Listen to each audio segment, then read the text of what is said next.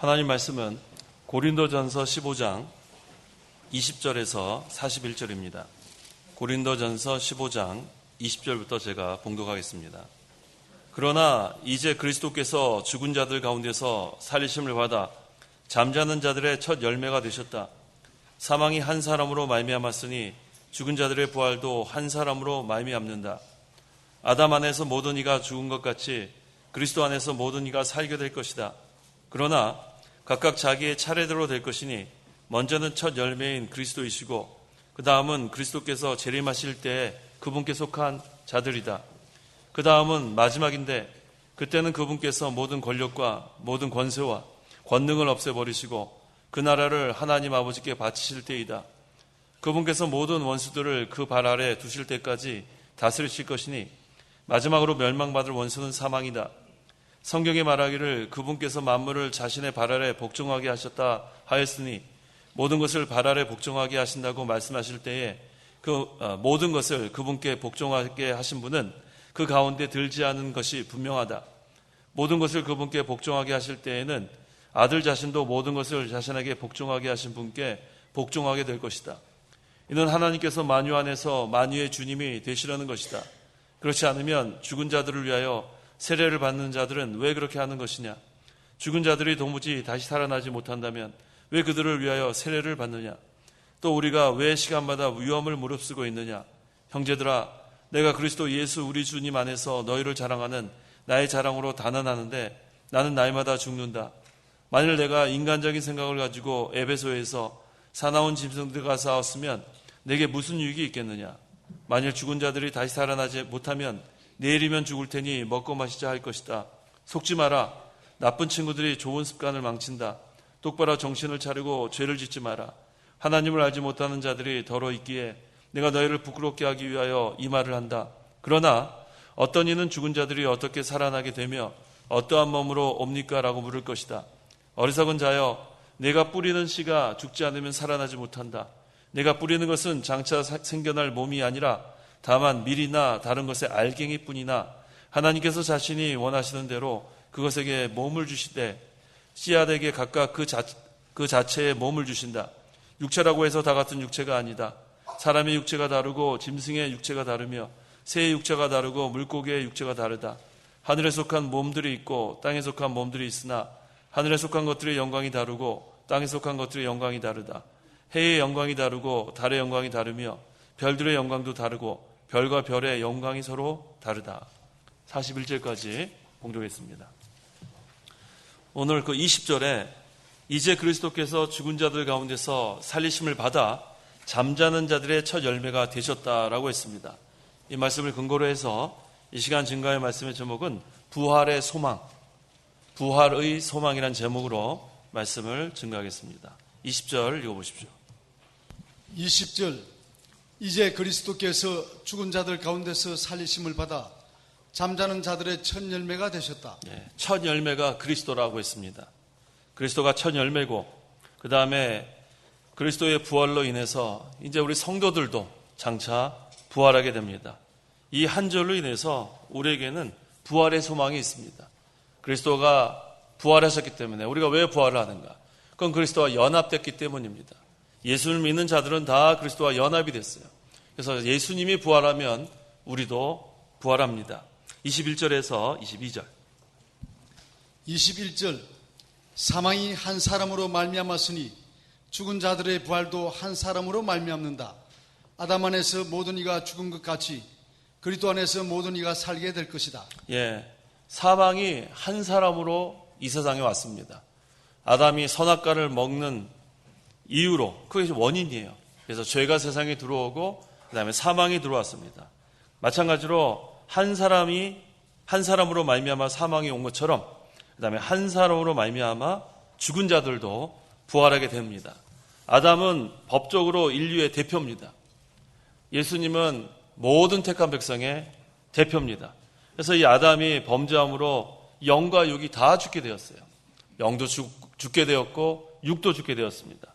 그래서 모든 사람의 영이 다 죽음 가운데서 태어나는 거예요. 죽은 영혼. 그 다음에 마침내 육신도 한 번은 다 죽게 되었습니다. 이게 다 아담 한 사람의 범죄로 인해서 온 인류가 다 죽게 되었습니다. 하지만 우리 예수님이 모든 택한 백성의 대표로서 이제 부활의 첫 열매가 되셨기 때문에 그리스도 안에 있는 모든 성도는 장차 영혼은 이미 예수 믿는 자는 다 살아났고 또 육신의 몸도 부활하게 될 것입니다. 23절, 그러나 각각 자기의 차례대로 될 것이니 먼저는 첫 열매인 그리스도이시고 그 다음은 그리스도께서 재림하실 때 그분께 속한 자들이다. 자, 이 23절 구절을 우리 무천년주의와 역사적 전천년주의는 다르게 해석합니다. 이 무천년주의자들은 그냥 예수님이 재림하실 때 신자와 불신자가 그냥 다 부활, 그 다음에 하늘나라 간다. 이걸로 그냥 증거를 하지만 우리 역사적 전천전설을 믿는 우리는, 저희 교단은 역사적 전천전설을 우리가 믿는데 각각 자기의 차례대로 될 것이니 이것을 어떻게 해석하냐 하면 첫째, 이렇게 차례가 있습니다. 첫째는 그리스도의 부활입니다. 오늘 본문에 있는 20절의 말씀처럼 그리스도는 부활의 첫 열매라고 했기 때문에 첫째는 그리스도의 부활. 그 다음에 둘째는 예수님께서 그 당시에 부활하실 때에 자던 성도들이 일어났다고 했어요. 그 마태복음 27장 52절 이하에 자던 성도들이 일어난 거, 이게 두 번째예요. 그래서 이들은 어떤 자들이냐면 구약시대에 오실 그리스도를 믿고 죽은 그러한 구약 성도들입니다. 그 중에 몇 명이 그때 부활했습니다. 세 번째는 예수님 재림하실 때 무덤에서 자던 성도들, 죽은 자들을 말하죠.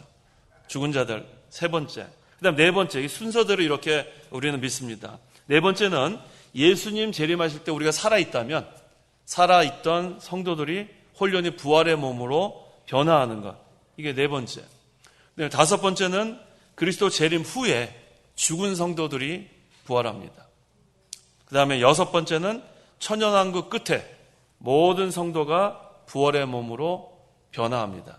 그래서 이렇게 차례대로 첫째부터 여섯째까지는 이 신자의 부활이에요. 믿는 자들. 그 다음에 이제 일곱 번째는 불택자의 부활이 있습니다.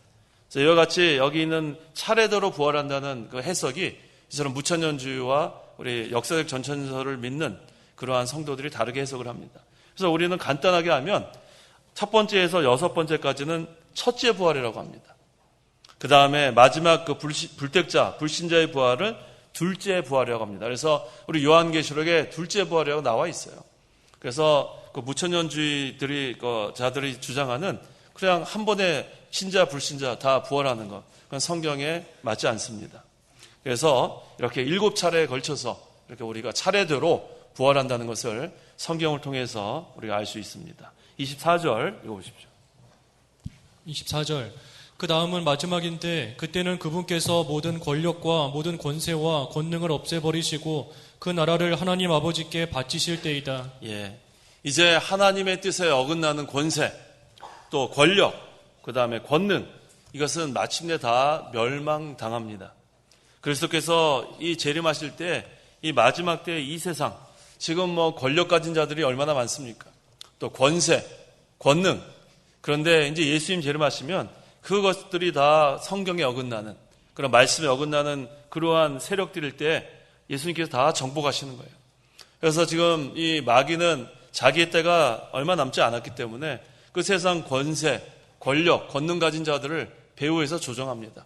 그래서 계속 마귀의 그런 조정을 받아서 세상은 점점 악해지고 점점 폐역해지고 음란해지고 이 마귀가 뒤에서 조정하기 때문에 그렇게 되는데, 근데 이 후천년설을 주장하는 자들은 이 마지막 때에 이 골든 에이지가 한번 온다고 주장을 하는 거예요. 전 세계가 다 복음화 돼가지고 아주 좋은 그러한 시대가 한번 나타난다. 그게 천년왕국이라고 주장하는데 그 성경에 도무지 맞지 않습니다.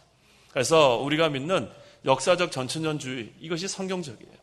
예수님 재림하시고 그 다음에 천년왕국. 그래서 예수님 재림하시기 전에는 세상이 점점 악해지게 돼 있어요. 점점 폐악해지고 점점 잔인해지고 점점 사랑이 식어가고, 이것이 성경에 나온 그대로 이루어집니다.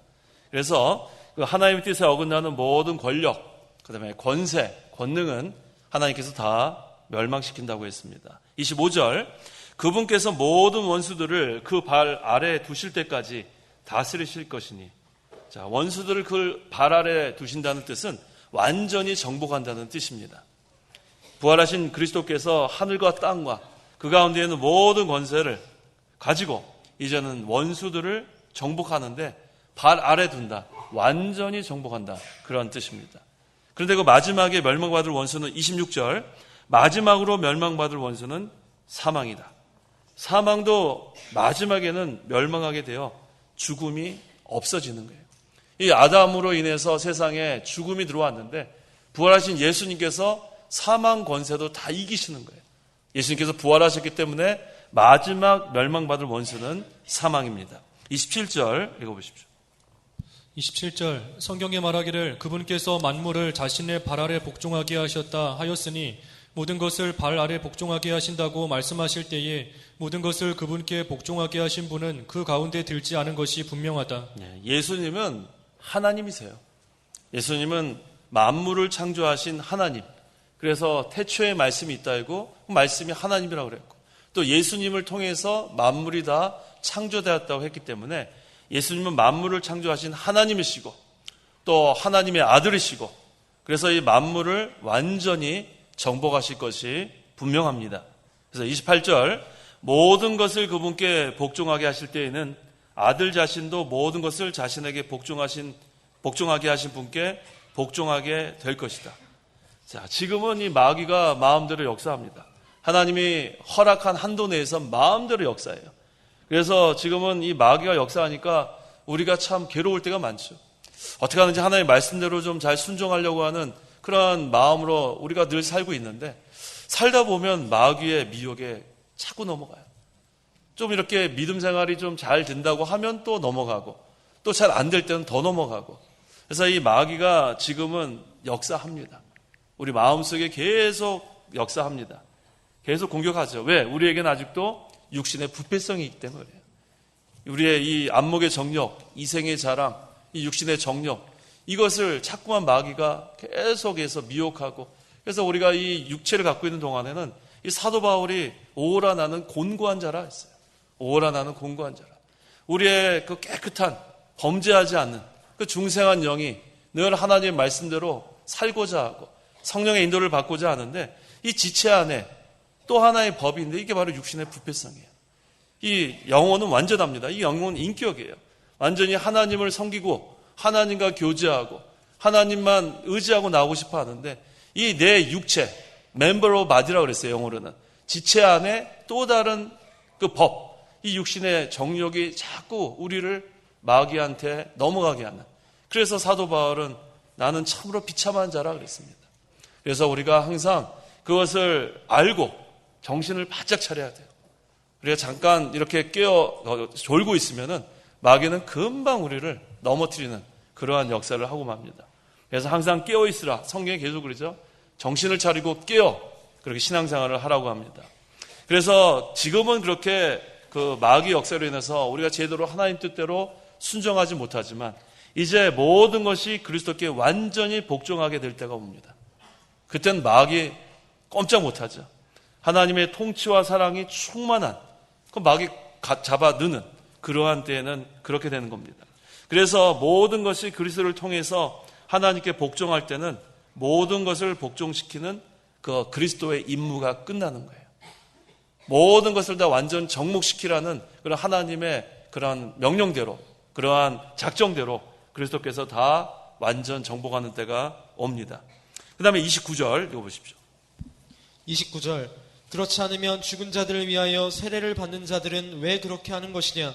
죽은 자들이 도무지 다시 살아나지 못한다면 왜 그들을 위하여 세례를 받느냐? 29절을 어떤 사람들은 이건 난제라 그래요. 이게 말이 되느냐? 죽은 자들을 위하여 세례를 받는 자들은 왜 그렇게 하는 것이냐? 우리는 죽은 자들을 위해서 세례를 주는 적이 없어요. 전부 다 살아있는 사람이 신앙 고백을 하고 그 다음에 우리가 세례를 줍니다. 여기서 죽은 자들을 위해서 세례를 줄 수 없는데 죽은 자들을 위하여 세례를 받을 수 없는데 바울이 왜 그렇지 않으면 죽은 자들을 위하여 세례를 받는 자들은 왜 그렇게 하는 것이냐? 이 본절에서의 이 세례는 고난을 의미합니다. 여기서 죽은 자들은 영원히 죽은 자들을 의미하고 여기서 세례는 고난. 우리 성경에도 세례를 고난으로 해석한 부분이 있습니다. 누가복음 12장 50절. 50절. 그러나 내가 받을 세례가 있으니 그 일이 이루어질 때까지 내가 얼마나 답답하겠느냐. 예, 이 누가복음 12장 50절의 이 세례는 고난을 의미합니다. 예수님께서 받으실 십자가의 고난, 그것을 예수님께서는 내가 받을 세례가 있다. 내가 받을 세례가 뭐예요? 내가 받을 십자가의 고난이 있다. 그 일이 이루어질 때까지 내가 얼마나 답답하겠느냐. 예수님께서 이 십자가의 고난 당하시고 구속을 성취하실 것인데, 십자가의 고난으로 모든 택한 백성들의 구속 이루실 것인데, 예수님께서 받을 그 세례가 바로 이 십자가의 고난을 의미합니다. 그래서 이 본절에서도 이 죽은 자들을 위하여 세례를 받는다는 의미는 뭐예요? 세례가 고난을 의미해요. 지금 조는 사람은 이거 몰라요. 이게 중요한 거예요. 이거 다 적어 놓으세요. 여기 29절을 난제라고 이렇게 하는 사람들도 있어요. 이거 어려워서 이게 무슨 뜻인지 모르겠다. 근데 여기서 세례를 고난으로 하면은 모든 것이 잘 해석이 됩니다. 그래서 죽은 자들을 위하여 고난받는 자들은 왜 그렇게 하는 것이냐, 이렇게 해석하면 돼요. 그래서 이 누가복음에 있는 세례도 고난을 의미하는 것처럼 이 본절에서도 이 세례는 바로 고난을 가리킵니다. 그래서 이것은 어떻게 우리가 적용할 수 있냐면, 모든 전도자들, 복음을 전하는 자들은 이 영혼이 죽은 자들을 건져내려고 복음을 전하면서 고난을 받습니다. 세례받는 것이 바로 여기서 고난을 받는 것을 의미합니다. 만일 죽은 자가 다시 살아나지 않는다면 우리가 그렇게 고난당할 필요가 없다는 거예요. 하지만 이 죽은 자가 다시 살아나는 그 부활의 소망이 있기 때문에 우리가 그 죽은 자들을 위해서 세례를 받아야 돼요. 죽은 자를 위해서 고난을 받아야 된다. 여기서 사도 바울은 그것을 증거하고 있는 거예요. 그래서 그 다음 절에 이어집니다. 30절에 또 우리가 왜 시간마다 위험을 무릅쓰고 있느냐? 왜 우리가 고난을 받고 있느냐? 왜 죽음의 문턱에서도 복음을 증거해야 하느냐? 그것은 바로 부활이 있기 때문에 그래요. 우리가 그 죽음의 공포가 있으면 이 복음을 담대하게 전할 수가 없지만, 죽어도 우리는 다시 살아난다는 그 부활의 소망이 있기 때문에 우리는 목숨을 걸고 나갈 수 있어요. 그래서 순교자들이 왜 이렇게 담대하게 순교할 수 있는가? 그건 바로 죽음에 대한 공포가 없기 때문이에요. 자, 요새 이렇게 그 미국의 총기 난사 사건이 자주 일어나죠. 지난주에도 어떤 그 정신 나간 청년이 그 뭐 총으로 막 쏴 죽였어요. 많이 죽었던데, 그 청년이 항상 물어봤다 그러죠. 여기서 기독교인 일어나라. 그 기독교인 일어나는데 기독교인만 죽였어요. 자, 과연 그럴 때 우리가 일어날 수 있을까? 안 일어나겠죠. 근데 그것도 참 우리가 그 상황 윤리에서는 그때 일어나야 되나? 그것도 한번 생각해 봐야 돼요. 기독교인 일어나라. 그 사람이 뭔데 일어나라고 말하고 우리가 안 일어나고 앉아있으면 되죠. 뭐. 그렇게 생각할 수도 있겠죠. 근데 여기서 중요한 것은 뭐냐면, 그러한 죽음의 공포. 만약에 너 물어볼 수도 있죠. 너 기독교인이냐? 그때 기독교인 하면 누가 죽었어요. 그 다음엔 너 기독교인이냐? 또 죽였어요. 한 3번째쯤 와가지고 너 기독교인이냐? 그러면은 아니요. 그리스도인이 많죠. 지금 죽어가고 있으니까. 이게 얼마나 그 죽음의 공포가 참 이게 무서운지 몰라요. 하지만 부활을 믿는 성도는 나 그래 기독교인이다. 죽어도 돼요. 죽으면 우리는 그냥 하늘 나가는. 근데 이 정신 나간 청년이 뭐라고 그렇게 하면서 죽였냐면은, 기독교인 일어나라. 근데 기독교인 일어났나 봐요, 누가. 내가 너 1초 만에 천국 보내주겠다. 빵빵빵 이랬대. 참 한심한 녀석이에요, 한심한 녀석. 요새는 그러한 정신 나간 사람들이 참 많아요. 그래서 지금 미국에서 그 오바마 대통령도 이 총기 규제, 이거 좀 어떻게 해야 될까 좀 골머리를 섞고 있어요. 이 미국이라는 나라가 처음에 그 청교도들 이후에 이제 그 서부 개척하는 시대에 전부 다 총을 가지고 있을 수밖에 없는 게, 거기 뭐 인디안들이랑 거기 뭐 전부 다 거기 거주한 사람들이 죽이니까 자기네들을 보호하기 위한 수단으로 총기를 다 갖고 있었어요. 그런데 이제 시대가 지나고 이제는 뭐 다 아주 편안하게 사는 시대가 되었지만, 그때부터 그 규제를 제대로 하지 못했기 때문에 오늘날은 약 한 70%의 그런 사람들이 총을 갖고 있다고 그렇게 통계가 나와요. 그러니까 10명 중에 7명이니까, 그래서 미국은 이렇게 가다가 길거리에서 총 맞아 죽는 일이 일어나고 해요. 드라이바이 슈팅이라 그래가지고 그냥 가다가 마음에 들지 않는 거예요. 껄렁껄렁한 사람이 한번 쏘아요, 그냥. 그럼 죽는 거예요. 그 다음에 괜히 저기 주유소에서 이렇게 그 기름 넣고 있는 사람을 뒤에서 그냥 아무도 보이지 않는 데서 그냥 쏩니다. 스나이퍼가. 그럼 거기서 또 캠핑하고 죽는 거예요. 이거 얼마나 그러한 위험한 일이 있는지 모릅니다. 어쨌든 우리가 그러한 그 정신 나간 사람 뭐 많이 있어요. 우리나라도 뭐 앞으로 그럴 일이 없다고 볼 수 없어요. 우리나라는 아마 그 총으로 안 하겠죠. 칼로 하겠죠. 칼로. 너 그리스도인이냐? 그렇다. 싹두. 이렇게 할 줄 뭐 몰라요. 하도 정신 나간 사람들이 많기 때문에 그래요. 자, 그때 우리가 이 부활의 소망, 이 부활의 그러한 확신이 없으면은 얼마나 벌벌 떨겠어요. 죽음이 얼마나 무섭겠어요. 하지만 우리 예수님께서 부활하셨고 부활의 첫 열매가 되셨고 우리도 예수님을 믿는 자는 다 예수님과 연합된 그런 성도이기 때문에 그러한 죽음의 공포에도 벌벌 떨 이유가 없다는 게 바로 사도 바울의 증거예요. 그래서 우리가 왜 시간마다 위험을 무릅쓰고 있느냐? 죽인다 그래도 우리는 복음을 전하는 거예요. 부활을 전하는 겁니다. 그 다음 31절 읽어보십시오. 31절 형제들아 내가 그리스도 예수 우리 주님 안에서 너희를 자랑하는 나의 자랑으로 단언하는데 나는 날마다 죽는다. 예, 나의 자랑은 바로 복음이에요. 이 사도 바울은 여기까지 복음이 꽉 찬 사람이에요. 그래서 자랑할 것은 그리스도의 십자가 외에는 없다고 했어요.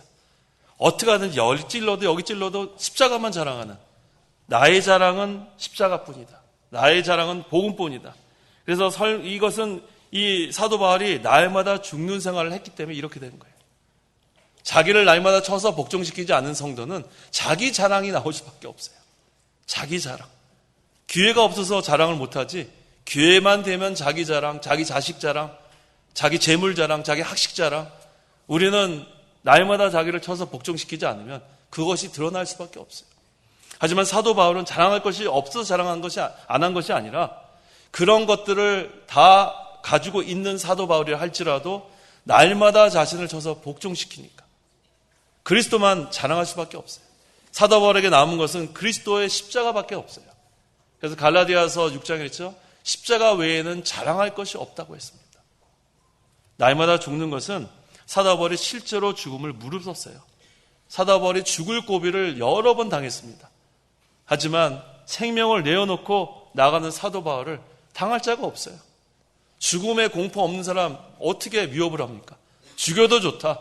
나는 그래도 십자가만 자랑하겠다. 그래서 사도 바울은 여러 번 그런 죽을 고비를 넘기고 여러 번 죽을 지경까지 가고 그렇지만 끝까지 십자가만 자랑했습니다. 그것은 날마다 자기를 쳐서 복종시키니까 내가 약할 때 뭐라 그랬어요? 사도 바울이 강하다 그랬어요. 내가 약할 때 그리스도의 능력이 내게 임하니까 사도 바울을 당할 자가 없는 거예요. 오늘날 우리도 마찬가지입니다. 항상 자기를 쳐서 복종시키는 성도는 당할 자가 없어요. 그 성도는 약한 것 같지만 거기에는 그리스도의 능력이 임하기 때문에 당할 자가 없습니다. 누가 대적하겠어요? 그래서 이 죽음의 공포가 없고 부활의 소망이 있는 성도는 담대합니다. 누가 당하겠어요? 죽어도 좋다고 하는 사람 누가 당하겠습니까? 사도 바울이 담대하게 나갔을 때 하나님께서 그를 사용해서 이방인의 그릇으로 큰 역사를 이뤄나가셨습니다. 32절 읽어보십시오. 32절 만일 내가 인간적인 생각을 가지고 에베소에서 사나운 짐승들과 싸웠으면 내게 무슨 유익이 있겠느냐? 만일 죽은 자들이 다시 살아나지 못하면 내 이름은 죽을 테니 먹고 못신자 할 것이다. 인간적인 생각, 이것은 부활의 소망이 없는 자들, 불신자를 말하는 겁니다. 자, 불신자들, 자 에베소에서 사나운 짐승들과 싸웠으면, 자 이건 비유로 얘기했지만 실제로 사나운 짐승들처럼 사도 바울에게 대적한 사람들이 많이 있었어요. 그래도 사도 바울은 복음 전하는 걸 중단하지 않았어요. 죽인다 그래도 중단하지 않았습니다. 왜? 부활의 소망이 있기 때문에. 그런데 만약에 인간적인 생각, 부활의 소망이 없었다면 그들과 싸워도 내게 무슨 유익이 있느냐? 만일 죽은 자들이 다시 살아나지 못하면 자 어떻게 산다 그랬어요? 내일이면 죽을 테니 먹고 마시자. 우리 술 마시는 사람들이 그러죠? 야 우리 오늘 한번 죽어보자. 저는 뭐 술을 안 마셔봐서 모릅니다. 술 마시는 분 그렇게 마셔요? 대답할 분이 한 분도 안 계시네요. 뭐 그런다 그래요. 야 우리 한번 죽어보자. 그런 다음에 죽도록 마시는 거예요. 죽도록 마시. 그 다음에 뭐 그 다음날 일어나면 머리가 깨지게 아프다 그래요. 제 친구한테 물어봤어요. 그 술 잘 마시는 친구 하나 있어요. 저만 나오면 맨날 룸살롱 가자는 친구 하나 있어요. 그 친구가 그래요. 먹고 나면 머리가 깨지게 아프대요. 막 깨지게 아프대요. 근데 왜 마시냐? 그래도 마시는 게 좋다 그래요. 이게 완전 중독되는 거죠, 중독. 자, 이 믿지 않는 자들은 그래요. 내일이면 죽을 테니 먹고 마시자. 이 세상에 전부 다인 사람은 이렇게밖에 살 수 없어요. 이렇게밖에 살 수 없어요. 하지만 우리 믿는 성도는 술 마시면 안 돼요. 우리는 왜 내일 죽어요? 우리 내일 죽는다 그러니까 오늘 먹고 마시자. 아니죠. 내 성경에 내일을 걱정하지 말라고 그랬지 내일 죽는다 그랬어요? 내일이면 죽는다는 성경 구절이 어디 있어요? 우리는 내일을 걱정하지 말고 오늘 하루 하나님을 위해서 사는 성도가 돼야 돼요. 우리 믿는 성도들은 술 마시면 안 돼요. 술 마시는 거는 성경에 어긋납니다. 성경에 어디 술 마시라고 술은 보지도 말라 그랬어요. 술 취하지 말라 그랬고. 그래서 무슨 뭐 와인 한 잔 마시면 어떻게 하느냐. 와인도 마시면 안 돼요. 와인. 그래도 목사님 그래도 우리 뭐 결혼했는데 신혼여행 가서 러브샷 한번 해야죠. 집어치우라 그랬어요. 뭐 손을 이렇게 해가지고 뭐 서로 먹여주는 거. 한심한 생각, 한심. 예수 믿는 사람 그런 러브샷 다 집어치우세요. 무슨 와인이에요, 와인. 그런 거 하면 안 됩니다. 그래도 목사님 맥주는 한 잔 마셔야죠. 맥주는 무슨 맥주예요. 하여튼간 그래 소주 한 잔. 하여튼간 한 잔에서부터 시작된다고 우리 목사님 배우지 않았어요? 뭐 갑자기 취하는 게 아니잖아요. 우리 이 목사님 한 잔. 그때부터 조금씩 그다음에 취해버리는 거예요. 성경에 술 취하지 말라는 것은 한 잔도 마시지 말라는 거예요. 한 잔도. 그래서 우리 분위기에 맞춰서 뭐 직장 동료들 목사님 일단 술잔 받아놓고 뭐 한 잔만 입만 댔다. 그것도 하지 마세요. 왜 입을 대요? 떳떳이 박히세요. 떳떳이. 나는 기독교인이기 때문에. 근데 우리 부장님이 장로님인데요. 이게 문제예요. 이게 문제. 부장님이 장로님이고 과장님이 집사님이고 근데 지금 아무 직분도 없는 사람한테 술을 먹입니다. 이게 오늘날의 현실이에요. 얼마나 이게 참 타락하고 이게 똑같죠? 내일이면 죽을 테니 먹고 마시자. 그런 장로님 회개해야 돼요. 그런 집사님 회개해야 된다고요. 왜 이게 이렇게 됐는지 알 수가 없어요. 왜 설교 시간에 술 마시지 말란 말을 안 합니까? 그러면 교인들 안 나올까 봐. 그 술 마시지 말라 그러면 술 마시는 그런 교인들 나오겠습니까? 그래도 회개하고 바로 신앙생활 하라 그래야죠. 자, 내일이면 죽을 테니 먹고 마시자. 이건 불신자의 생활이에요. 불신자의 생활. 우리 믿는 성도는 그러면 안 됩니다. 성도는 술 취하지 말고 뭐에 취하라 그랬어요? 성령에 취해야 돼요. 성령. 성령 충만해야 합니다. 항상 날마다 자기를 쳐서 복종시키는 성도는 성령의 인도와 주장을 온전히 받게 돼 있어요. 그래서 술 취하지 말고 성령에 취하는 성도가 되어야 합니다. 33절에서 34절. 33절 속지 마라. 나쁜 친구들이 좋은 습관을 망친다. 똑바로 정신을 차리고 죄를 짓지 마라. 하나님을 알지 못하는 자들이 더러 있기에 내가 너희를 부끄럽게 하기 위하여 이 말을 한다. 속지 마라 그랬어요. 속지 마라. 이 속아 넘어가는 거예요. 나도 장로니까 한잔하자. 나도 집사니까 괜찮다. 속지 마세요. 직분이 뭐가 중요합니까? 우리는 성경대로 신앙생활을 해야 돼요. 그래서 우리 믿는 성도들은 속으면 안 돼요. 이게 전부 다 마귀한테 속아 넘어가는 겁니다. 마귀는 항상 천사처럼 가장해서 우리에게 다가오는 거예요. 그래서 우리 지난 여기서 구약성경에 나오죠. 늙은 선지자. 나도 하나님의 종이다. 젊은 선지자를 꾀입니다. 그래서 나중에 이 젊은 선지자 어떻게 됐어요? 죽었어요. 죽습니다. 속으면 안 돼요. 나쁜 친구들이 좋은 습관을 망친다 했어요. 믿는 사람끼리도 제대로 믿어야 돼. 제대로. 나도 믿는 사람이다. 나도 장로다. 나도 집사다. 나도 목사다. 거기에 속으면 안 돼요. 늙은 선지자가 나도 하나님의 종이다 라고 했어요. 근데 우리가 바로 분별해야 돼요. 바로 분별해야 합니다. 여기 말씀처럼 속지 마라. 나쁜 친구들이 좋은 습관. 우리가 지금까지 신앙생활 제대로 해온 거 끝까지 가야 돼요. 지금까지 좁은 문으로 들어왔으면 끝까지 좁은 문으로 들어가야 합니다. 똑바로 정신을 차리고 죄를 짓지 마라. 하나님을 알지 못하는 자들이 더러 있기에 내가 너희를 부끄럽게 하기 위하여 이 말을 한다. 이게 바로 사도 바울이 확실하게 우리에게 증거해 줍니다. 성경 말씀대로 신앙생활을 하라는 말씀입니다. 34절 똑바로 정신을 차리고 죄를 짓지 마라. 하나님을 알지 못하는 자들이 더러 있기에 내가 너희를 부끄럽게 하기 위하여 이 말을 한다. 똑바로 정신을 차리고 죄를 짓지 마라. 그 한 잔 술에 넘어가지 말라는 거예요. 한 잔 술에. 정신 바짝 차리라는 거예요. 성도는 정신을 차리고 살아야 성령의 인도함을 받습니다. 늘 깨어 생명길을 걸어가는 성도. 여기 하나님을 알지 못하는 자들은 부활을 믿지 않는 자들이에요. 술 마시고 술 취하고 그렇게 막 세상에 취하고 그 사람들은 부활을 믿지 않기 때문에 그렇게 살 수밖에 없습니다. 35절 읽어보십시오. 35절. 그러나 어떤 이는 죽은 자들이 어떻게 살아나게 되며 어떠한 몸으로 옵니까? 라고 물을 것이다. 이제는 이 부활의 몸에 대해서, 부활체에 대해서 증거합니다. 36절에서 37절. 36절. 어리석은 자여, 내가 뿌리는 씨가 죽지 않으면 살아나지 못한다. 내가 뿌리는 것은 장차 생겨날 몸이 아니라 다만 밀이나 다른 것의 알갱이 뿐이나. 이 식물의 원리입니다. 자, 땅에 심은 종자가 썩어야 싹이 나오고 그 다음에 줄기는 심은 종자 형체와 다르다고 했어요. 그래서 우리가 씨를 뿌릴 때 실제로 이렇게 나오는 그러한 형체는 그 종자하고 다릅니다. 이와 같이 사람이 죽으면 이 부활체의 몸도 다르다는 것을 성경을 통해서 또 식물의 원리를 통해서 성경에서 증거합니다.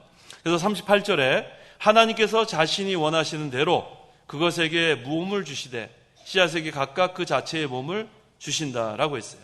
종자를 심으면 종자마다 다른 형체의 그런 줄기와 잎이 나오는 것처럼 우리의 이 현재의 몸과 이 부활의 몸은 다르다는 것을 이렇게 비유로 여기서 증거합니다. 39절, 육체라고 해서 다 같은 육체가 아니다. 사람의 육체가 다르고 짐승의 육체가 다르며 새의 육체가 다르고 물고기의 육체가 다르다라고 했어요. 하나님께서 이 모든 동물, 식물 다 다르게 창조하셨어요. 이와 같이 우리 현재의 몸과 앞으로 부활할 그 부활의 몸은 다르다고 했습니다. 그래서 이 예수님께서 재림하실 때는 이 성도의 부활의 몸은 영적이고 존귀하고 영광스러운 그런 신령한 몸, 부활의 몸으로 변화될 것을 여기서 증거합니다. 40절에서 41절. 40절. 하늘에 속한 몸들이 있고 땅에 속한 몸들이 있으나 하늘에 속한 것들의 영광이 다르고 땅에 속한 것들의 영광이 다르다. 해의 영광이 다르고 달의 영광이 다르며 별들의 영광도 다르고 별과 별의 영광이 서로 다르다. 예, 이 하늘에 속한 몸들, 이것은 해와 달과 별들을 가리킵니다. 땅에 속한 것들은 이 땅에 있는 생물들을 여기서 가리킵니다. 그래서 하나님께서 이 모든 이 것들의 형체, 이것을 전부 다 다르게 창조했어요. 우리 그 사람들 중에서 쌍둥이가 있죠? 쌍둥이가 있어도 달라요. 우리 그 청년부에 그 구민지가 있어요. 저 근데 아직도 분간을 못해요. 민지한테 은지야 잘 있었니? 그러고 은지한테 민지야 잘 있었니? 그래. 저는 잘 모르겠는데 그 어머니 집사님은 잘한다 그래요. 그 지난번에 저는 그래서 그 안경 색깔로 항상 구분을 해요. 검은색 안경 쓰면 은이 들어가니까 은지. 그 다음에 브라운 컬러는 민지. 근데 지난번에 안경을 다른 걸 쓰고 와가지고 또 헷갈렸어요. 자, 이 쌍둥이도 다릅니다. 똑같이 우리 눈에는, 제 눈에는 똑같이 보이는데 쌍둥이도 달라요. 그래서 모든 것들은 다 하나님께서 다르게 창조했습니다. 이와 같이 우리 부활할 때도 지금 우리의 부활의 몸, 우리의 몸, 그 다음에 나중에 부활의 몸은 다르게 부활한다는 것을 여기서 지금 증거하고 있습니다. 그 다음에 해와 달과 별들의 영광이 각각 다르듯이 하나님께서 여러 가지 형체를 다 이렇게 영광이 다르게 지으셨어요. 해가 훨씬 환하죠. 그 다음에 달이 환하고 그 다음에 별이 환하고. 근데 별과 별들의 그 밝기도 다릅니다.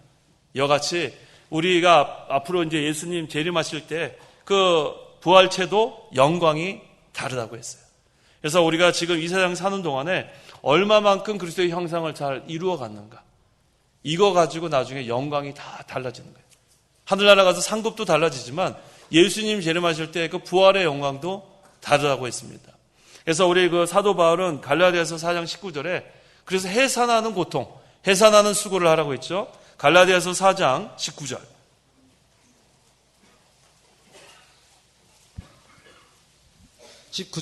나의 자녀들아, 나는 그리스도의 형상이 너희 안에 이루어지기까지 다시 너희를 해산하는 고통을 겪는다. 그래서 우리는 이 부활의 소망을 가지고 해산하는 수고, 그만큼 힘들게 그리스도의 형상을 이루어 나가야 돼요. 지금 이 세상에 사는 동안에만 우리에게 주어진 기회입니다. 그래서 신앙생활 할 때 대강대강 대충대충 하는 게 아니에요. 그리스도의 형상이 우리 안에 이루어지기까지라 했어요. 근데 이것이 쉽게 되는 것이 아닙니다. 여기 있는 말씀처럼 해산하는 고통, 해산하는 수고, 있는 힘을 다 기울여서 그리스도의 형상을 이루어 가라는 말씀입니다. 근데 이것이 부활의 소망이 없으면 아무 소용이 없죠.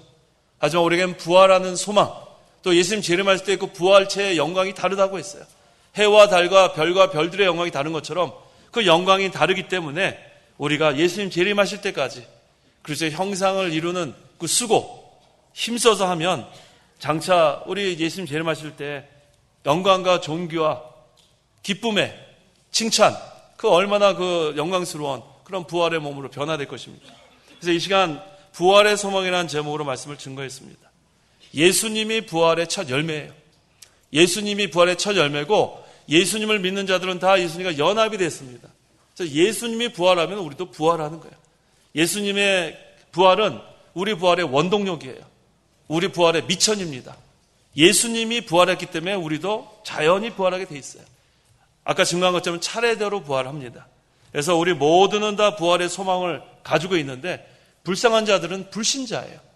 부활의 소망이 없기 때문에 내일 죽을 것이니까 오늘 마시고 먹자. 그 불쌍한 자들에게 속지 마세요. 또 나도 믿는 자다. 나도 장로다. 나도 목사다.